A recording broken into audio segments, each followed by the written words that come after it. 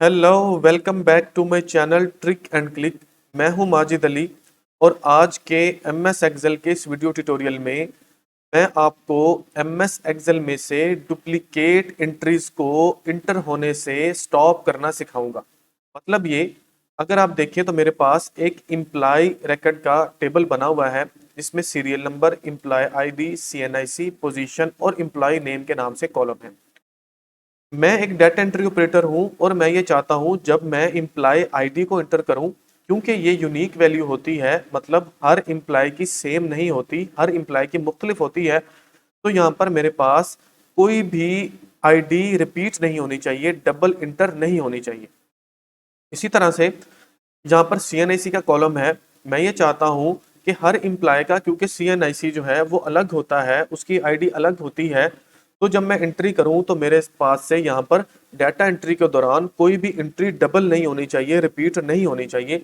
तो MS Excel में हम इसको किस तरह से स्टॉप कर सकते हैं, आप यहाँ पर इसकी एग्जांपल देखिए। जैसे यहाँ पर मेरे पास इम्प्लाई आईडी के नाम से यहाँ पर कुछ एंट्रीज की हुई हैं। जैसे यहाँ पर MA5559 है, अगर मैं इसको इंटर करता हूँ तो ये मुझे इंटर नहीं करने देता। ये देखिए 5559, अगले सेल पर गया तो मेरे पास ये एरर यहाँ पर शो हो रहा है। वो बोल रहा है कि डुप्लीकेट स्टॉप एंट्री, कि आप यहाँ पर एंट्री नहीं कर सकते बिकॉज ये जो एंट्री है पहले यहाँ पर परफॉर्म हो चुकी है। इसी तरह से जब मैं सीएनआईसी वाले कॉलम में जाता हूं, यहां पर जाके कोई ऐसी एंट्री परफॉर्म करता हूं जो पहले से इंटर नहीं है, तो वो मुझे अलाउ करेगा। जैसे मैं यहां पर लिखता हूं 32303, इसी तरह से 123456 और इंटर को प्रेस करता हूं तो ये देखिए मैं ये एंट्री कर पाया। लेकिन अगर इनमें से कोई ऐसी एंट्री मैं करूंगा जो कि पहले से इंटर है तो मुझे अलाउ नहीं करेगा। उसके लिए हम चेक कर लेते हैं 32303, ठीक हो गया जी, 1213 और इंटर को प्रेस किया तो मेरे पास एरर आ गए हैं। आज की इस वीडियो में हम यही सीखने वाले हैं कि एमएस एक्सेल में हम डुप्लीकेट एंट्री होने से किस तरह से रोक सकते हैं। तो ये वीडियो बहुत ही ज़्यादा इंपॉर्टेंट है, ख़ास तौर पर सभी डाटा एंट्री ऑपरेटर्स के लिए जो कि डुप्लीकेट वैल्यूज से जो है वो परेशान हो जाते हैं। तो आपने इस वीडियो को एंड तक देखना है और मेरे यूट्यूब के चैनल ट्रिक एंड क्लिक को सब्सक्राइब कर लेना है। आइए इस वीडियो को हम स्टार्ट करते हैं। एमएस एक्सेल में डुप्लीकेट एंट्रीज को रोकने के लिए डाटा वैलिडेशन को यूज किया जाता है। तो सबसे पहले हमने उस कॉलम पर जहां पर हम ये डुप्लीकेशन रोकना चाहते हैं उसके ऊपर डाटा वैलिडेशंस को हम अप्लाई करेंगे। उसके लिए क्या करते हैं, जैसे मैं फर्स्ट जो इम्प्लाई आईडी वाला कॉलम है, मैं चाहता हूं कि इस कॉलम में कोई भी डुप्लीकेट एंट्री नहीं हो पाए। तो हम क्या करेंगे, उस कॉलम्स में उन सभी सेल्स को सिलेक्ट कर लेंगे जहां पर हमने एंट्रीज करनी है। उसके बाद हम चले जाएंगे डाटा वाले टैब में। जैसे ही डाटा वाले टैब में जाएंगे, यहाँ पर हमें एक ग्रुप मिलेगा डाटा टूल्स के नाम से।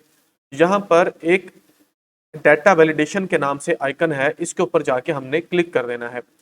जैसे ही इसके ऊपर हम क्लिक करते हैं, डाटा वैलिडेशंस एक डायलॉग बॉक्स अपेयर हो जाता है और यहाँ पर हमें 3 टैब्स मिलते हैं।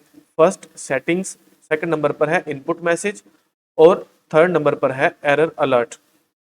हमने जाना है सेटिंग्स में, तो यहाँ पर हमारे पास डाटा वैलिडेशन क्राइटेरिया में नीचे एक लिस्ट बनी हुई है अलाउ के नाम से। यहाँ से हमने सिलेक्ट कर लेना है कस्टम को। कस्टम को सिलेक्ट जैसे ही करेंगे तो नीचे एक फार्मूला बार हमें मिलेगी। इस फार्मूला बार में हमने एक छोटा सा फार्मूला लिखना है। मैं यहाँ पर लिखूंगा इज इक्वल टू, उसके बाद मैं लिखता हूँ काउंट इफ, राउंड ब्रैकेट को स्टार्ट करना है और अब हमने रेंजेस दे देनी है उन सभी सेल्स की जहां पर हमने एंट्रीज करनी है और फिर हमने प्रेस कर देना है F4। F4 से क्या होगा, इनके साथ डॉलर लग जाएगा रेंजेस के साथ, मतलब जो हमारे सेल्स हैं वो लॉक हो जाएंगे। अब हम यहाँ पर कॉमा लगाएंगे। कॉमा लगाने के बाद अब हमने फर्स्ट सेल का एड्रेस देना है, वो मैंने दे दिया। उसके बाद हमने राउंड ब्रैकेट को क्लोज करना है और यहाँ पर हमने लिख देना है लेस देन 2। या तो आप लेस देन 2 लिख लें या आप इज इक्वल टू 1 लिख लें, ये दोनों ही आप यहाँ पर लिख सकते हैं। फार्मूला को लिखने के बाद अब हम चले जाएंगे एरर अलर्ट में और यहाँ पर जो भी एरर आप शो करवाना चाहते हैं, मतलब अगर कोई भी डुप्लीकेट एंट्री हो तो डाटा एंट्री ऑपरेटर को जो भी आप डायलॉग बॉक्स की मदद से मैसेज शो करवाना चाहते हैं वो आप यहाँ पर लिख सकते हैं। जैसे यहाँ पर मैं टाइटल लिख देता हूँ डुप्लीकेट, मैंने यहाँ पर लिख लिया डुप्लीकेट। उसके बाद हम क्या करते हैं जी, जो हमारे पास एरर मैसेज है वहां पर जाके एरर लिख देंगे। तो एरर मैं यहाँ पर लिख लेता हूँ स्टॉप एंट्री, तो मैंने यहाँ पर लिख दिया स्टॉप एंट्री और प्रेस कर देता हूँ ओके। अब हम डाटा वैलिडेशन अप्लाई कर चुके हैं। मैं यहाँ पर जाकर इसको चेक करता हूँ एम्प्लॉय आईडी वाले कॉलम में। फॉर एग्जांपल मैंने यहाँ पर लिखा MA5557, तो ये एंट्री करने दे रहा है क्योंकि ये डुप्लीकेट नहीं है, मैच नहीं हो रहा। अगर मैं लिखता हूँ MA5556 और एंटर को प्रेस करता हूँ तो ये देखिए मेरे पास यहाँ पर डुप्लीकेट का एक डायलॉग बॉक्स अपेयर हो गया क्योंकि मैंने टाइटल डुप्लीकेट दिया था और यहाँ पर मैंने स्टॉप एंट्री मैसेज दिया हुआ है, तो हमें वो जो डुप्लीकेट एंट्री है वो परफॉर्म करने नहीं दे रहा।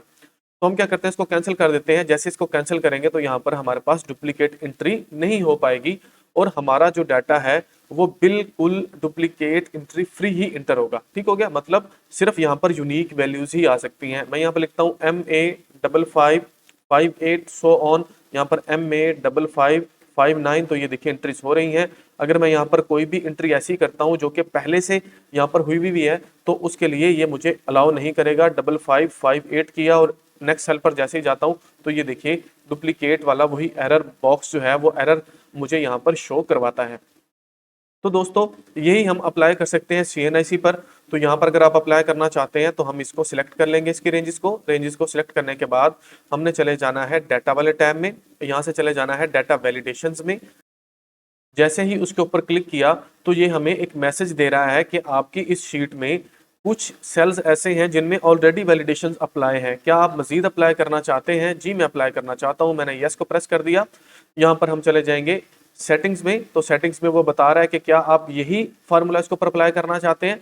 अगर आप यही अप्लाई करना चाहते हैं तो वेल एंड गुड। अगर आपने कुछ और सेटिंग्स करनी है, और भी डाटा वैलिडेशन के डिफरेंट रूल्स हैं, अगर आप वो लगाना चाहते हैं तो आप वो लगा लें। लेकिन मुझे क्योंकि यहाँ पर डुप्लीकेशन स्टॉप करनी है तो मैंने यहाँ पर जाकर काउंट इफ उसकी जो रेंजेस हैं वो रेंजेस मैंने यहाँ पर बताई हुई है। लेकिन यहाँ पर रेंजेस का फर्क आ रहा है, देखिए ये बी कॉलम था जबकि ये सी कॉलम है। तो मैं इसको इरेज करूंगा। इरेज करने के बाद यहाँ पर मैं लिख लेता हूँ जी count if round bracket start, और यहाँ से जाके इस CNIC वाला जो सेल्स है उसका मैं जाके यहाँ पर एड्रेस दे देता हूँ। एड्रेस देने के बाद रेंजेस देने के बाद F4 को प्रेस किया, फिर यहाँ पर हमने कॉमा लगाया और इस CNIC वाला जो कॉलम है इसके फर्स्ट सेल का मैंने यहाँ पर एड्रेस दे दिया। राउंड ब्रैकेट को क्लोज और यहाँ पर हमने लिखना है <2 और एरर अलर्ट वही होना चाहिए। अगर आप चेंज करना चाहते हैं तो आप चेंज कर लें और उसके बाद प्रेस कर दें ओके। देखिए जी इस कॉलम में भी हमारे पास जो डाटा वैलिडेशंस हैं डुप्लीकेट एंट्री को रोकने के लिए वो अप्लाई हो चुकी हैं। इसको ट्राई करते हैं। फॉर एग्जांपल मैं लिखता हूँ 32303 1214, तो इसने मुझे अलाउ किया। इसी तरह से 32303 1213 और इंटर को जब मैं प्रेस करता हूं तो ये देखिए मेरे पास वही एरर मिल रहा है स्टॉप डुप्लीकेट एंट्री, मतलब यहाँ पर मेरे पास जो वैल्यूज हैं वो मैच हो रही हैं ऊपर वाले किसी भी सेल्स में। तो दोस्तों ये थी आज की वीडियो जो कि बहुत ही ज़्यादा इंपॉर्टेंट थी डाटा एंट्री ऑपरेटर्स के लिए, जिसमें हमने डुप्लीकेट एंट्री को रोकने का एक प्रोसीजर बताया कि हम किस तरह से MS एक्सेल में किसी स्पेसिफिक कॉलम में डुप्लीकेट एंट्रीज को होने से रोक सकते हैं। तो वीडियो अगर आपको पसंद आई हो तो इसको लाइक लाजमी कर दीजिएगा।